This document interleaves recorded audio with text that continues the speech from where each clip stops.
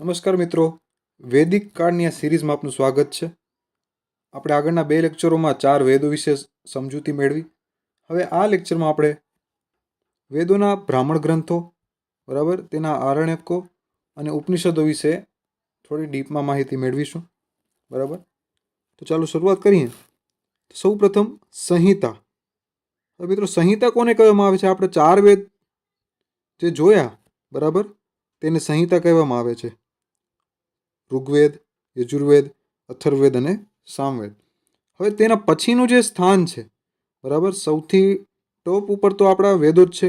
હવે તેના પછીનું જો કોઈ સ્થાન માનવામાં આવે છે તો તે કેનું સ્થાન છે? બ્રાહ્મણ ગ્રંથો, બરાબર, આરણ્યકો અને ઉપનિષદોનું છે. બરાબર, આપણે આગળ જોયું બધા વેદોના ઉપવેદ તેના બ્રાહ્મણ ગ્રંથો હોય છે, ઉપનિષદો હોય છે. તો વેદો પછીનું જો સ્થાન છે તો કોનું છે? બ્રાહ્મણ ગ્રંથો, આરણ્યકો અને ઉપનિષદોનું છે.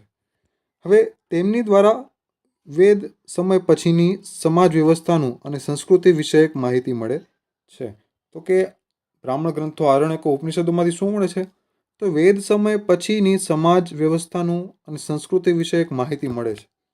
હવે બ્રાહ્મણ ગ્રંથ જે છે, બરાબર, તે વૈદિક સંહિતાઓની વ્યાખ્યા માટે ગદ્યમાં લખવામાં આવેલા છે. આપણે આગળ પણ જોયું હતું બ્રાહ્મણ ગ્રંથો, બરાબર, તેની વ્યાખ્યા કરવામાં આવી છે. બ્રાહ્મણ ગ્રંથોમાં કોઈ પણ વેદ હોય, બરાબર, તેના જે બ્રાહ્મણ ગ્રંથો હોય તેનામાં તે વેદની વ્યાખ્યા કરવામાં આવી છે, જેથી કોઈ સામાન્ય વ્યક્તિ પણ તેને સમજી શકે.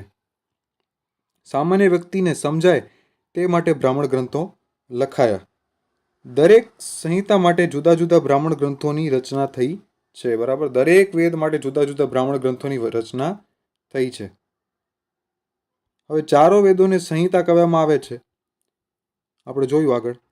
બ્રાહ્મણ ગ્રંથો વૈદિક સંહિતાઓની વ્યાખ્યા માટે ગદ્યમાં લખવામાં આવેલા છે. હવે જો મિત્રો, આપણે આગળ જોઈએ તેવી રીતે એકવાર ફરીથી બધા વેદોના બ્રાહ્મણ ગ્રંથો ઉપર નજર નાખી જોઈએ તો કે ઋગ્વેદના બ્રાહ્મણ ગ્રંથ કયા છે? ઐત્રેય અને કૌશિતકી બ્રાહ્મણ, બરાબર. ત્યારબાદ યજુર્વેદના શતપથ અને તૈત્રીય બ્રાહ્મણ ગ્રંથ. સામવેદના તો કે 25 અને 26 બ્રાહ્મણ. અને અથર્વવેદના તો કે ગોપથ બ્રાહ્મણ. હવે જો મિત્રો, શતપથ જે છે તે શુક્લ યજુર્વેદનો બ્રાહ્મણ ગ્રંથ છે.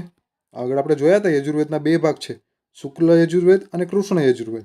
હા, તો હવે શતપથ જે છે તે શુક્લ યજુર્વેદનો બ્રાહ્મણ ગ્રંથ છે, બરાબર, જે સૌથી મહત્વનો, વિશાળ અને યાજ્ઞવલ્ક્ય ઋષિ દ્વારા રચિત બ્રાહ્મણ ગ્રંથ છે. જો મિત્રો, શતપથ વિશેની જે ડિટેલ છે, બરાબર, શુક્લ યજુર્વેદનો બ્રાહ્મણ ગ્રંથ છે, સૌથી મહત્વનો અને વિશાળ બ્રાહ્મણ ગ્રંથ છે, અને યાજ્ઞવલ્ક્ય ઋષિ દ્વારા તે રચિત છે. અને તૈત્રીય બ્રાહ્મણ ગ્રંથ, બરાબર, જે બીજો બ્રાહ્મણ ગ્રંથ છે તે કેનો છે? કૃષ્ણ યજુર્વેદનો. આપણે જોયું હતું દક્ષિણ ભારતમાં જે પ્રચલિત છે, તો કૃષ્ણ યજુર્વેદનો તે બ્રાહ્મણ ગ્રંથ છે. કયો છે? તૈત્તરીય. બરાબર, બાકી 4 વેદના આપણે બ્રાહ્મણ ગ્રંથો જોયા. હવે ત્યારબાદ મિત્રો વાત કરીએ તો આરણ્યકોની. તો આર્યોએ તેના જીવનના અંતિમ ભાગમાં વન, બરાબર, વનને મિત્રો અરણ્યને આપણે વન પર કહીએ છીએ, બરાબર, માં કરેલા ચિંતન મનનના ફળ સ્વરૂપે રચાયેલા ગ્રંથોને આરણ્યકો કહેવામાં આવે છે. હવે જો મિત્રો, આર્યો જે હતા ભારતમાં આવ્યા હતા, તો તેમના જીવનના અંતિમ ભાગમાં તેઓ ક્યાં? વનમાં તેઓએ વસવાટ કર્યો, અને વનમાં રહીને કરેલા મનન ચિંતન દ્વારા એના ફળ સ્વરૂપે જે ગ્રંથો રચાયા તેને આરણ્યકો તરીકે ઓળખવામાં આવે છે. આરણ્યક વનની પુસ્તકો કહેવાય છે, બરાબર. આરણ્યકોને વનના પુસ્તકો પણ કહેવાય છે. તેથી વધારે પડતા રચના વનમાં ઋષિઓએ પોતાના શિષ્યો માટે કરી, બરાબર. આરણ્યકોની રચના વધારે પડતી વનમાં જ થયેલી એવું મનાય છે. આરણ્યકોમાં યજ્ઞનો વિરોધ કરવામાં આવ્યો છે. જો મિત્રો, આરણ્યકોમાં યજ્ઞનો વિરોધ કરવામાં આવ્યો છે. આરણ્યકો બ્રહ્મ અને આત્માના તત્વજ્ઞાનનો ઉપદેશ આપે છે, બરાબર. તે યજ્ઞકાંડમાં માનતા નથી આરણ્યકો. તેનામાં કેના વિશેનો વિષય વસ્તુ હોય છે? બ્રહ્મ અને આત્માના તત્વજ્ઞાનનો. આરણ્યકો ધ્યાન ઉપર ભાર આપે છે. કેના ઉપર? ધ્યાન ઉપર. ધ્યાન, સમાધિ, બરાબર. હવે આરણ્યકો બ્રાહ્મણ ગ્રંથનો અંતિમ ભાગ માનવામાં આવે છે. આપણે બ્રાહ્મણ ગ્રંથો જોયા, તો બ્રાહ્મણ ગ્રંથનો જે અંતિમ ભાગ હોય તેને આરણ્યકો માનવામાં આવે છે. કેટલા આરણ્યકો છે? તો કે 7. ઐતરીય, સંખાયન, તૈત્રીય, મૈત્રેયાની, બરાબર, મધ્ય નદીની, બૃહદારણ્યક, તલવાકર અને જૈમિની, બરાબર. આટલા આરણ્યકો છે. હવે અરણકોનું આધ્યાત્મિક અને તાત્વિક દ્રષ્ટિએ મહત્વ છે. જો મિત્રો તે યજ્ઞમાં ને તેનામાં માનતા નથી, પરંતુ તેમનો આધ્યાત્મિક અને તાત્વિક તત્વજ્ઞાન ફિલોસોફી ઉપર તે ભાર આપે છે, ધ્યાન ઉપર તે ભાર આપે છે. ત્યારબાદ વાત કરીએ ઉપનિષદની, તો ઉપનિષદનો વાસ્તવિક અર્થ થાય છે, જો મિત્રો ઉપનિષદનો શબ્દનો વાસ્તવિક અર્થ થાય છે કોઈની પાસે બેસવું. બરાબર. હવે ઉપનિષદની સંખ્યા, કેટલા ઉપનિષદો છે ટોટલ? તો કે 108 ઉપનિષદો. મિત્રો આપણે ખ્યાલ છે કેટલા? 108 ઉપનિષદો છે, જેમાં 13 સૌથી વધારે પ્રસિદ્ધ છે. અને સૌથી મોટું ઉપનિષદ આપણે જોયું છાંદોગ્ય ઉપનિષદ. મિત્રો આ કયા વેદનું ઉપનિષદ હતું? સામવેદનું. કયા વેદનું? સામવેદનું. ઉપનિષદ આત્મા અને બ્રહ્મા પર ધ્યાન કેન્દ્રિત કરે છે. તેને વેદાંત એટલે કે વેદનો છેડો પણ કહેવામાં આવે છે. ઉપનિષદને બીજું શું કહેવામાં આવે છે? વેદાંત એટલે કે વેદનો છેડો. છંદોગ્ય ઉપનિષદમાં પ્રથમ 3 આશ્રમો સંબંધિત છે. બરાબર. હવે છંદોગ્ય ઉપનિષદ જે છે તેનું વિષય વસ્તુ પ્રથમ 3 આશ્રમો સંબંધિત છે. જો મિત્રો 4 આશ્રમો આપણે આગળ ભણીશું. બરાબર. અને વિવાહના મુખ્ય 2 પ્રકારની ચર્ચા કરે છે. બરાબર. છંદોગ્ય ઉપનિષદમાં વિવાહના 2 પ્રકાર, અનુલોમ અને વિલોમ, તેના વિશે આપણે વૈદિક કાળની સંસ્કૃતિ જ્યારે ભણીશું તેનામાં આપણે ચર્ચા કરીશું.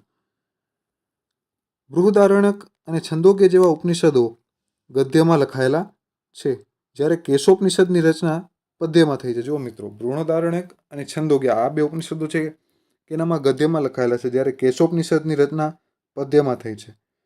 ઉપનિષદોમાં અસત્યમાંથી સત્ય તરફ, મૃત્યુમાંથી અમરત્વ તરફ અને અંધકારમાંથી પ્રકાશ તરફનો માર્ગ બતાવવામાં આવ્યો છે. જો મિત્રો તેનું વિષય વસ્તુ અહીંયા દર્શાવવામાં આવ્યું છે, તો કે અસત્યમાંથી સત્ય તરફ, મૃત્યુમાંથી અમરત્વ તરફ અને અંધકારમાંથી પ્રકાશ તરફ. તત્વમસી, સોહમ, બ્રહ્માસ્મિ જેવા શબ્દોના ઉપનિષદના બ્રહ્મનું તત્વચિંતન જોવા મળે છે. આ શબ્દો દ્વારા. બરાબર. તત્વમસી, સોહમ, બ્રહ્માસ્મિ જેવા શબ્દોમાં ઉપનિષદના બ્રહ્મનું તત્વચિંતન આપણે જોવા મળે છે. જે સૃષ્ટિમાં બ્રહ્મને જુએ છે તે જ સાચો જ્ઞાની છે. બરાબર. ઉપનિષદોના મતે કે જે સૃષ્ટિમાં બ્રહ્મને જુએ છે, બ્રહ્મ જ્ઞાન, પરમાત્માનું જ્ઞાનને જુએ છે તે જ સાચો જ્ઞાની છે. હવે મેક્સ મુલર નોંધે છે, ઉપનિષદો વેદાંતના મૂળમાં રહેલા છે અને લાગે છે માનવીનું ચિંતન એમાં પરાકાષ્ઠાએ પહોંચ્યું છે. શું કહેવા માંગે છે મેક્સ મુલર? તો કે ઉપનિષદો જે છે તે વેદાંતના મૂળમાં રહેલા છે. બરાબર. અને લાગે છે કે માનવીનું ચિંતન, માનવીની જે વિચારવાની ક્ષમતા છે, માનવીની જે ફિલોસોફિકલ થિંકિંગ છે, તે ઉપનિષદોમાં પરાકાષ્ઠાએ, મતલબ એની ચરમસીમા ઉપર પહોંચી છે તેવું લાગે છે. મિત્રો જો ઉપનિષદોનું જે વિષય વસ્તુ છે કેટલું ડીપ લેવલે છે, કે મેક્સ મુલર નોંધે છે કે તેનામાં માનવીનું ચિંતન જે છે તે પરાકાષ્ઠાએ પહોંચ્યું છે, મતલબ તેના પીક લેવલ ઉપર પહોંચ્યું છે તેવું લાગે છે. ત્યારબાદ મિત્રો આપણે વાત કરશું વેદાંગ અથવા સૂત્રશાસ્ત્ર વિશે. 6 વેદાંગો છે મિત્રો. કયા કયા? તો કે શિક્ષણ, જેનામાં ઉચ્ચારણ વિધિ, જ્યોતિષ, જેમાં ભાગ્યફળ, કલ્પ, જેમાં કર્મકાંડ, વ્યાકરણ, જેમાં શબ્દ ઉત્પત્તિ, નિરુક્ત, જેમાં ભાષા વિજ્ઞાન, અને છંદ, જેમાં ચતુષ્પદી શ્લોકનું વિષય વસ્તુ છે. હવે આ આગળ જોઈએ. વૈદિક સાહિત્યને અકબંધ રાખવા માટે સૂત્ર સાહિત્યની રચના કરવામાં આવી છે. જો મિત્રો વૈદિક સાહિત્ય જે છે, આપણે અત્યાર સુધી જેટલું સાહિત્ય જોયું, બરાબર, વેદો, ઉપનિષદો, આરણ્યકો, બરાબર, તો તે બધાને અકબંધ રાખવા માટે સૂત્ર સાહિત્યની રચના કરવામાં આવી છે. સ્રોત સૂત્રો, ગૃહસૂત્રો, ધર્મસૂત્રો, બરાબર, આ બધાના અભ્યાસ દ્વારા આપણને યજ્ઞીય કર્મકાંડો, વિધિવિધાનો, રાજનીતિ અને વ્યવહાર સંબંધી મહત્વની માહિતી પ્રાપ્ત થાય છે. સલ્વસૂત્રનો કલ્પસૂત્રમાં સમાવેશ થાય છે. જો મિત્રો જેનો અર્થ માપવાની દોરી થાય છે, જેમાં યજ્ઞવેદી, જો મિત્રો યજ્ઞવેદી આપણે બ્રાહ્મણ લોકો જે બનાવે ને, યજ્ઞવેદી બનાવવાની રીત તેનામાં, બરાબર, આપવામાં આવેલી છે. કેનામાં? તો કે સલ્વસૂત્રમાં. ત્યારબાદ મિત્રો આગળ જોઈએ તો મહાકાવ્યો, ઇમ્પોર્ટન્ટ ટોપિક. વૈદિક સાહિત્ય પછી ભારતીય સાહિત્યમાં જો કોઈનું સ્થાન છે તો કોનું છે? મહાકાવ્ય. જો મિત્રો વૈદિક સાહિત્ય પછી આપણે જોઈએ તો કોઈ પણ જો સાહિત્ય સ્વરૂપનું આપણા ભારતીય સાહિત્યમાં જો સ્થાન છે તો છે મહાકાવ્યો. મિત્રો આપણા બે મોટા મોટા મહાકાવ્યો આપણે ખ્યાલ જ છે, રામાયણ અને મહાભારત. બરાબર. હવે રામાયણ અને મહાભારત આપણા મુખ્ય મહાકાવ્યો છે. રામાયણ આપણું સૌથી પ્રાચીન મહાકાવ્ય છે. મિત્રો જો આપણું સૌથી પ્રાચીન મહાકાવ્ય કયું છે તો કે રામાયણ, જેની રચના મહર્ષિ વાલ્મીકીએ કરી છે. બરાબર, આપણે ખ્યાલ છે મહર્ષિ વાલ્મીકીએ રામાયણની રચના કરી છે. ત્યારબાદ જોઈએ તો રામાયણમાં 7 કાંડ છે. જો મિત્રો આપણે બધા વેદોમાં જોયા, અધ્યાયો જોયા, બરાબર, બધા વેદો અમુક અધ્યાયોમાં વહેંચાયેલા હોય છે. તેવી જ રીતે રામાયણના કેટલા 7 કાંડ છે. મિત્રો આ રામાયણમાંથી આપણે હિન્દુઓ તથા યવનો એટલે કે ગ્રીક, મલ્લેચ અને શકો વચ્ચેની લડાઈનું વર્ણન જોવા મળે છે. ત્યારબાદ જોઈએ તો મહાભારત. મહાભારતની રચના વેદવ્યાસે કરી. બરાબર, આપણે ખ્યાલ જ છે મિત્રો બધાને, તો વેદવ્યાસે તેની રચના કરી છે.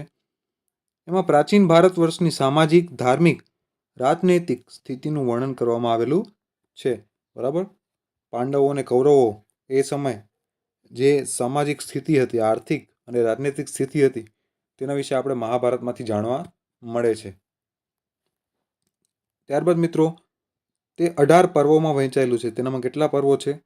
18 પર્વો છે અને 1 લાખ કરતાં વધારે શ્લોકો છે. જો મિત્રો કેટલા મહાભારતમાં 18 પર્વો છે અને 1 લાખ કરતાં પણ વધારે શ્લોકો છે. બરાબર મિત્રો, મહાભારતમાંથી આપણો એક બીજો ધાર્મિક ગ્રંથ, તે મહાભારતનો જ એક ભાગ છે. કયો? ગીતા, શ્રીમદ ભાગવત ગીતા. બરાબર, તે મહાભારતનો જ એક ભાગ છે. ત્યારબાદ મિત્રો વાત કરીએ તો પુરાણ. હવે પુરાણોમાં પ્રાચીન ભારતીય ઇતિહાસનું ક્રમબદ્ધ વર્ણન આપણે મળે છે. પુરાણોની સંખ્યા કેટલી છે તો કે 18. કેટલા પુરાણો છે? 18. પુરાણોની રચના અને સંકલન લોહમર્ષ તથા તેના પુત્ર ઉગ્રશ્રવાએ કરી હોય તેવું માનવામાં આવે છે. પુરાણોની રચના અને સંકલન કોને કર્યું હોય તો કે લોહમર્ષ તથા તેના પુત્ર ઉગ્રશ્રવાએ તેનું સંકલન કર્યું હોય તેવું માનવામાં આવે છે. બધા પુરાણોમાં મત્સ્ય પુરાણ સૌથી પ્રાચીન અને પ્રમાણભૂત ગણાય છે. કયું? મત્સ્ય પુરાણ. પુરાણો પ્રાચીન સમયથી લઈ ગુપ્ત સમય સુધીની ઐતિહાસિક ઘટનાઓનો પરિચય કરાવે છે. આગળ આપણે મિત્રો ગુપ્તવંશ વિશે પણ આપણે વિડીયો નાખશું આપણી ચેનલ ઉપર. બરાબર, તો પુરાણો જે છે તે પ્રાચીન સમયથી લઈને ગુપ્ત સમય સુધીની જેટલી પણ ઐતિહાસિક ઘટનાઓ છે તેનો પરિચય કરાવે છે. તેના વિષય વસ્તુમાં આપણે બરાબર ગુપ્તકાલીન સુધીનો, પ્રાચીન સમયથી લઈએ અને ગુપ્તકાલીન સમય સુધીની બધી ઘટનાઓનો ઉલ્લેખ આપણે પુરાણો દ્વારા મળે છે. ઈસવીસન પૂર્વે 6ઠી સદી અગાઉના પ્રાચીન ભારતમાં ઇતિહાસના પુનઃનિર્માણ માટે પુરાણો એકમાત્ર સ્ત્રોત હતા. મતલબ જો મિત્રો ઈસવીસન પૂર્વે 6ઠી સદી અગાઉના પ્રાચીન ભારતના ઇતિહાસ માટે, બરાબર, તો ઈસવીસન પૂર્વે 6ઠી સદી એટલે 600 વર્ષ ઈસવીસન શરૂ થઈ તેના પહેલાંના ઇતિહાસ માટેનો જો એક જ સ્ત્રોત હોય તો કયો છે? પુરાણો. બરાબર મિત્રો, તો મિત્રો આ વિડીયોમાં આપણે બીજા અમુક સાહિત્ય સ્વરૂપ વિશે જોયું, પુરાણો, બરાબર, વેદાંગ સૂત્રશાસ્ત્ર. બરાબર, નેક્સ્ટ વિડીયોમાં આપણે વૈદિક સભ્યતા, વૈદિક સંસ્કૃતિ અને વૈદિક સમાજ વિશે માહિતી મેળવીશું, જેનામાં મિત્રો આપણો વૈદિક કાળ નેક્સ્ટ વિડીયોમાં પૂરો થઈ જશે અને તેના પછી આપણે અનુવૈદિક કાળ, બરાબર, ઉત્તર ઋગ્વેદિક કાળ વિશે માહિતી મેળવીશું. Thank you.